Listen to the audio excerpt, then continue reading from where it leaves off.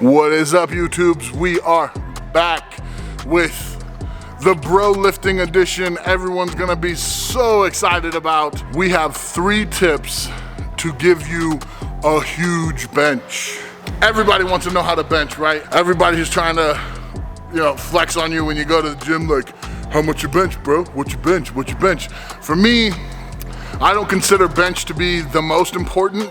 I'm obviously overhead enthusiast, and I make sure that my shoulders are strong. I do believe that there is space in strongman for the bench press. I think it helps everybody. Plus, we've all been working out for way too long not to want to push the bench press. It's the one everyone talks about. When you go somewhere for the first time, you walk into a gym, all the gym bros spot you because you stand out. The first thing they want to know is how much you bench, bro. Make sure, if you're watching this video, you understand I am not one of your normal gym bros. I'm sure most of you guys aren't seeing me for the first time right now, but if you are, if this is your introduction to me, you're welcome. I know I'm beautiful. Hopefully the camera's picking up on that. I am a professional strongman, not a power lifter. I do overhead press, and I'm pretty damn good at it. You should Google it. For the sake of gym bros everywhere, my fun, and for the sake of strongman accessories, I'm gonna show you guys how to get a bigger bench. Let's do it.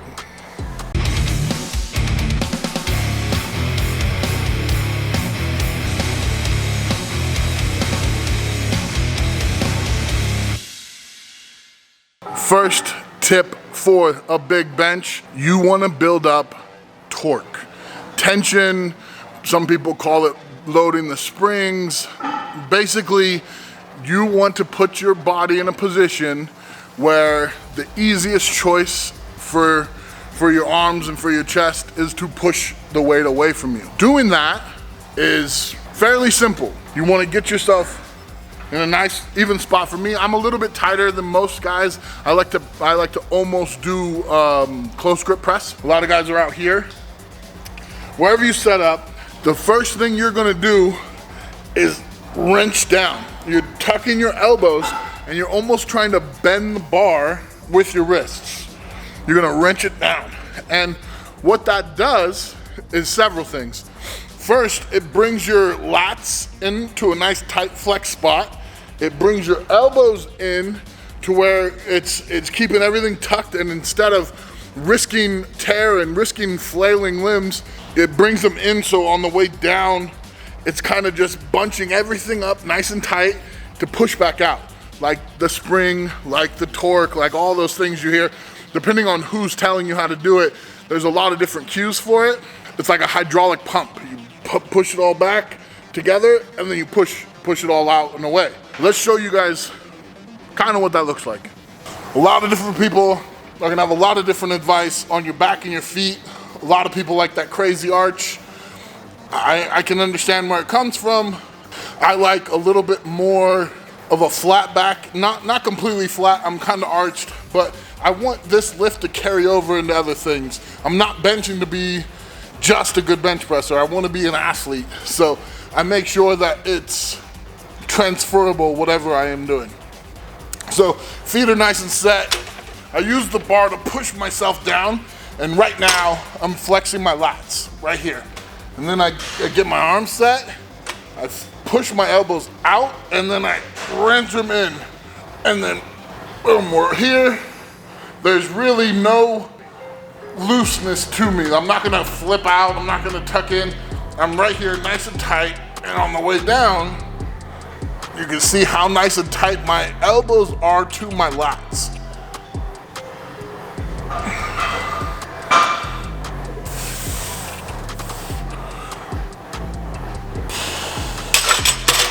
When you have a big back the way I do, it's not gonna look like your elbows are just, going up and down your back that way, because your back comes out. So my elbows are gonna come here, not here, because I got a little bit more back than that.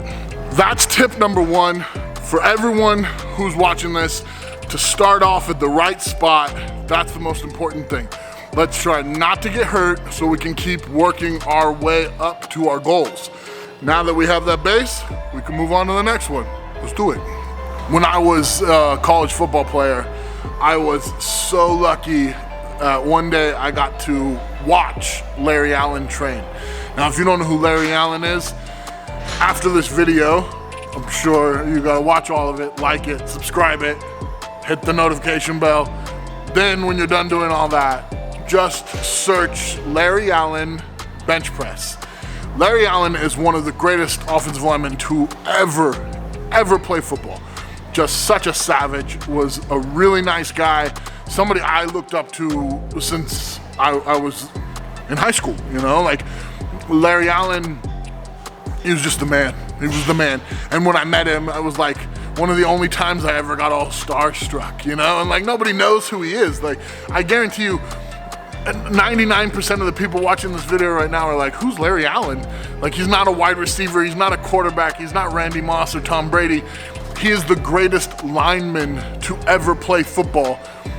But linemen don't get the notoriety that other athletes get, so I totally understand that none of you probably seen him. But if you do look him up after this video, you will see videos of him just in a football gym, bench pressing 7-8 plates like it's nothing. And now, when I saw Larry and I saw him working out, he went up to 5 or 6 plates, I can't remember. Like, to me it was ungodly, but the crazy thing about Larry is he would do this thing, he always suicide gripped. So if suicide grip is like this, where you keep your thumb with your hands, so like most people bench that way, he benched like that. So he would be suicide gripping, and what he would do is he would go to the top of the bench press and he'd let it go. Like, he'd let it go and catch it at his chest. So he'd let it go, catch, and then press. Let it go, catch, and press. And it was like, it was terrifying to watch, but it was also just like I was awestruck. I couldn't say anything about it. Afterwards, like, he was like, "What's up, kid? You know, how you doing?" And he had this really manly voice, like, "What's up, kid? How you doing?" And I was just, Mr. Allen, you know, like, I was so excited to talk to him. It was like, this guy was a god to me. And I wanted to ask him about the bench, but like, literally probably the only time in my life I've been like struck like that, and I just couldn't come up with the words to talk to him. Like, I mean, I've met people, I've been so lucky and fortunate in my life to have got to do so many cool things and see so many cool people. But when I met Larry Allen, I was just like, that was the guy to me. Larry Allen was the guy. And so I never got to ask him about it. I talked about this to countless people before, you know. I remember I was telling Brian Shaw about it, and he was like, "What? I can't believe that, that's insane." You know, and you talk to other people, and I don't know if there's anyone else in the world who can do a drop press or whatever you want to call that with that much weight. Like, literally drop it, full extension, drop the weight, bring his hands down, catch it here, press it up, drop it, catch, drop it. It was insane. I've never ever tried to do that drop press thing he did, but that guy right there, I mean, if you were just going to pick like the rawest, grittiest, strongest bench presser of all time, I'd say it's got to be Larry Allen. I'm not worried about who can put on a freaking crazy denim shirt and that doesn't even allow you to bend your elbows and press more. That doesn't mean nothing to me. I consider raw lifting, and geared lifting is just something weak people do to feel stronger about themselves. So I'm sorry, I know a lot of people are gonna be upset about that. That's just the way I feel. Like, if you're in a competition and you've got like squat or dead and you're allowed to wear a suit, it's almost silly not to wear the suit because you're cheating yourself out of an advantage that everyone else has. But in training, and as far as like strength goes, in my opinion, which is just my opinion, raw lifting's king. Raw lifting is the way it is. You know, I especially when it comes to bench, man, I just don't, there's no appeal to me that, you know, some guy learned how to use this crazy thick denim to his advantage and you pull that off of him and he can barely press, 3 plates. That doesn't entice me at all. So, for me, he's probably the greatest bench presser of all time. I'm sure, I don't know what the world record is right now. I think Spoto lost it. Spoto had it for a long time. But pure strength wise, I can just remember being a kid and being so impressed. Because not only was he just a big bencher, he was the greatest offensive lineman of all time. That's a lot. So now that I've randomly given you guys a little insight into one of the greats, let's get on with tip number 2.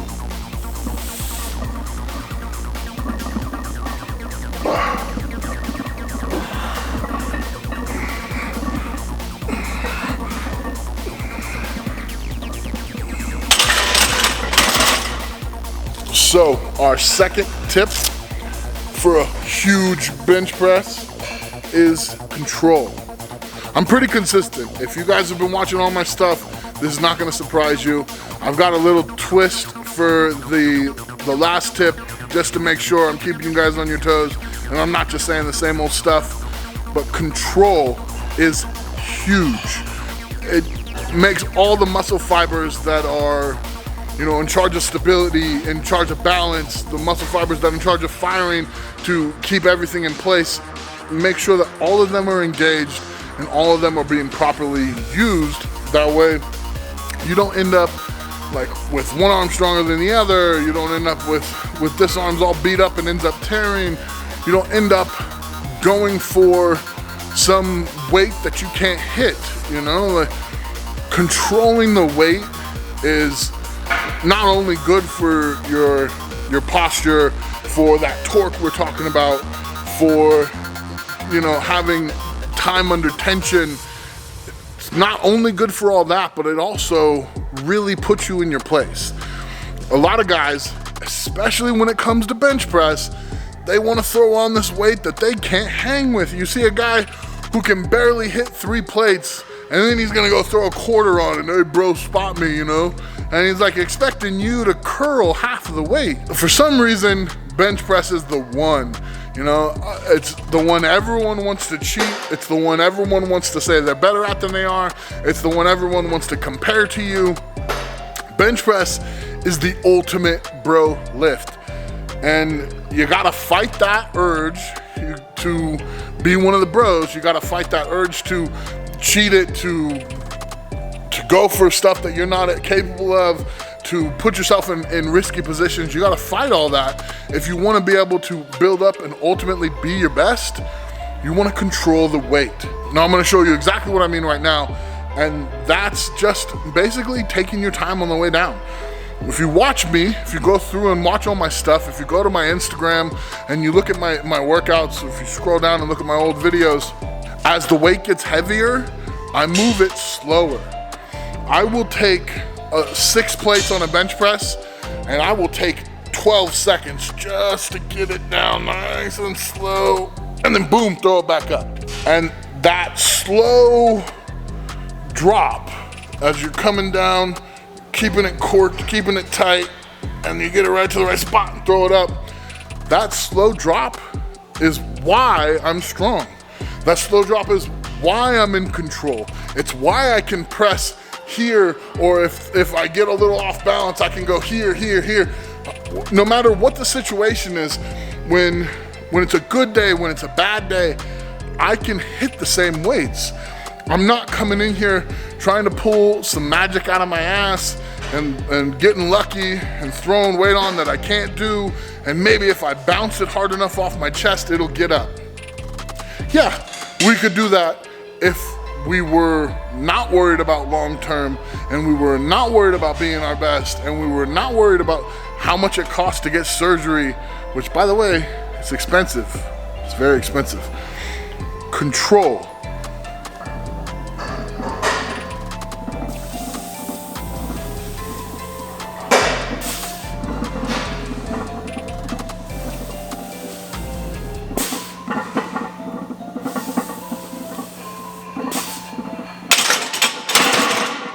All right, guys, third and final tip But before we get to that, I wanted to draw a little bit of attention to this awesome shirt here. As always, links in the description for the Bunker branding shirts. This one right here is one of my all-time favorites. I'm very excited about it. I hope you guys are enjoying all the content we put out. We really appreciate all the comments, all the feedback that we get from you guys. It's really awesome. It helps us keep going. Make sure you're liking and subscribing. Go on there and comment. You know, tell us stuff you want to see. If you want to see tips on different stuff, or if you want me to kind of go over in more detail certain things, whatever you guys want to see, make sure you let us know, and then we'll try and give that to you. As long as there's no nudity. I mean, maybe a little bit of nudity, but not, whatever. Nudity's okay, as long as you ask for it. Nudity's okay. Let's make sure we get to this next tip and send you guys out of here to go get a bigger bench. So, third and final tip for you guys is not gonna surprise all my loyal viewers who've seen all my other videos. It is do the reps.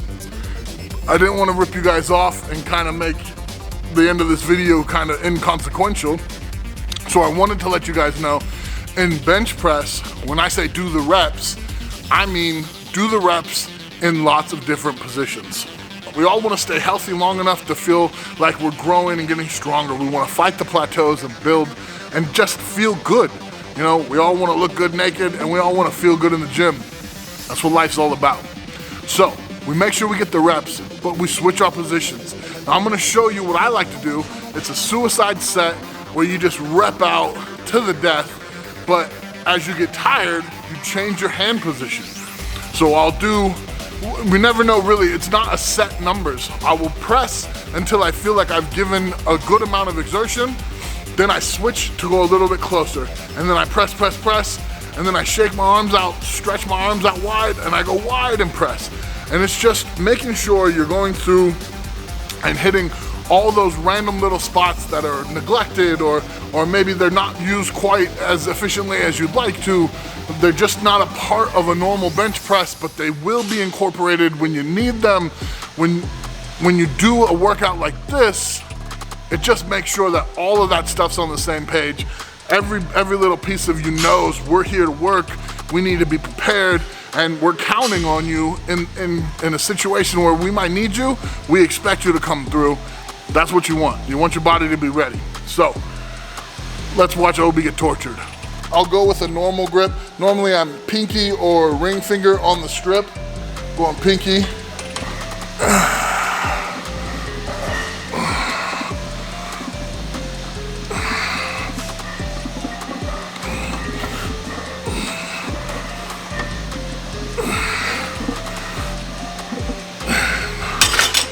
Nice, 10. So now I'm gonna go a lot tighter, and I'm gonna try and get another 10 going right here.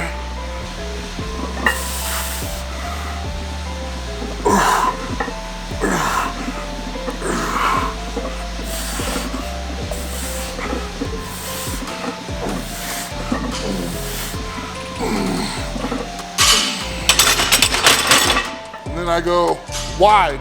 So you saw me, my first set was here. Now I'm gonna go with my pointer finger on that strip. Now I'm really wide.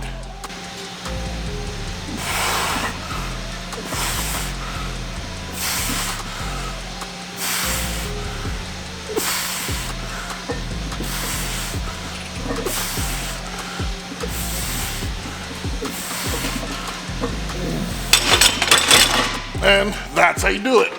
You wanna make sure on all of your sets, when you're warming up, when you're going heavy on everything, go all the way down. You see a lot of guys, they cut that short. They'll bench to where they're hovering, and then they press out. And all you're doing is shortening the range that your muscles can go while you're working. And then sooner or later, you'll have enough weight on there that it just has to go all the way down, and then tear. The most common issue that I see with guys in the gym is shoulders and pec from the bench press. It's the bro lift, it's the one everyone cares about, and it's the one that most people are doing wrong. Take your time and listen to these 3 tips, and you'll be healthy, you'll be safe, you'll be able to build, and then you'll be able to show other people how they can do the same. So go out, stay strong, stay pretty, y'all. I'll catch you next time.